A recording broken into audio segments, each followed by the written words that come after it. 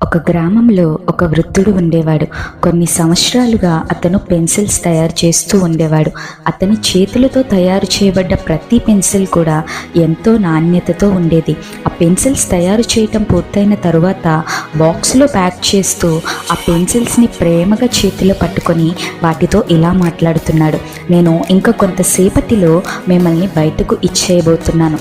ఎంతో కష్టపడి ప్రేమగా నాణ్యతగా నా చేతిలో తయారు చేయబడ్డ మీరు కస్టమర్ చేతిలో ద బెస్ట్ పెన్సిల్గా ఉండాలి అంటే నేను చెప్పే ఈ 3 విషయాలు మీరు ఎప్పటికీ మర్చిపోకుండా జ్ఞాపకం ఉంచుకోవాలి అని చెప్తూ వాటితో ఇలా చెప్పడం మొదలుపెట్టాడు. మొదటిగా, మీకు బాగా రాయటం వచ్చని మీకు తెలుసు.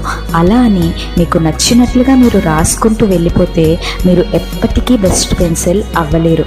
కస్టమర్ ఎలా రాయాలి అనుకుంటే మీరు అలానే రాయాలి.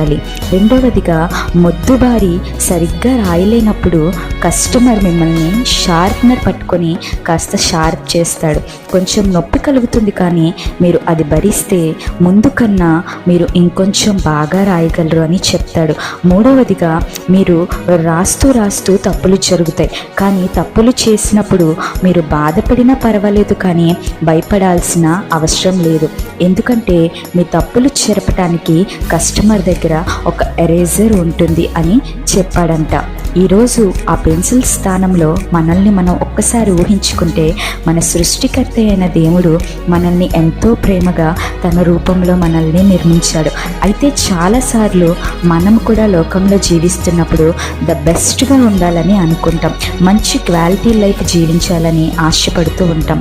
అలా ఆశపడుతున్న మనకు దేవుడు చెప్పే 3 విషయాలు. మొదటిగా, మనకు నచ్చినట్లుగా మన జీవితాన్ని బ్రతకడం కాకుండా మన జీవితాన్ని దేవుని చేతులకు అప్పగించి ఆయనకు ఇష్టం వచ్చినట్లుగా జీవించినట్లయితే మన జీవితం ద బెస్ట్ లైఫ్ అవుతుంది.